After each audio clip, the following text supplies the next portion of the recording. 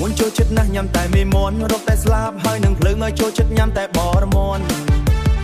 កំងព្រឹកឡើងរកតែបាយមន់ប្រដូចនោះស្រីទៅតែមេមន់ឃើញគេខ្មៅថាគេមន់ហើយថែមមាត់ទៀតថាដូចមន់ត្រែយីបាត់ខ្យល់បក់បក់ដីហុយបាំងមុខមន់ស្រែថែមមាត់ទៀតថាដូចមន់ស្រែយីខ្លាយបាត់ខ្យល់បក់ដីហុយបាំងមុខមន់ស្រែ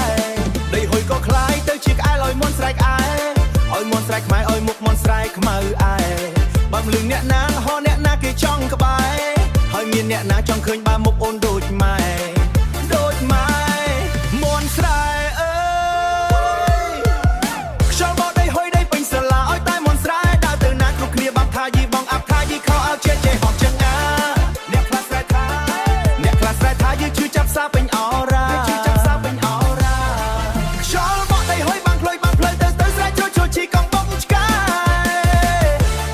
តែក៏សំណាងដែរចេះបានដួលកង់ទៅក្នុងស្រែមានប្រុសកំពូលស្នេហ៍ហត់ចាំប្រកងបីបំថែដួលកង់បានជួបស្នេហ៍ហេងវិញញាខ្យល់បក់ដីហុយដីពេញសាលាឲ្យតែមន់ស្រែដើរទៅណាគ្រប់គ្នាបាំថាយីបងអាប់ថាយីខោអើចេះហត់ចឹងអាអ្នកខ្លះស្រែថាយីកូនអាព្រិចមកពីណាជួយចាប់សាពេញអរ៉ាខ្យល់បក់ដីហុយបាំងផ្លូវទៅស្រែចូលជីកង់បងឆ្កែតែក៏សំណាងដែរចេះបានដួលកង់ទៅក្នុងស្រែមានប្រុសកំពូលស្នេហ៍ហត់ចាំប្រកងបីបំថែដួលកង់បានជួបស្នេហ៍ហេងវិញញា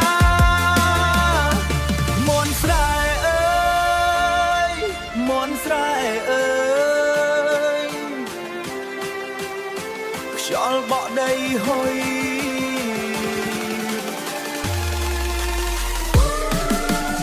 ខ្យល់បក់ដីហុយដីពេញសាលាឲ្យតែមន់ស្រែដើរទៅណាគ្រប់គ្នាបាំថាយីបងអាប់ថាយីខោអើចេះហត់ចឹងអា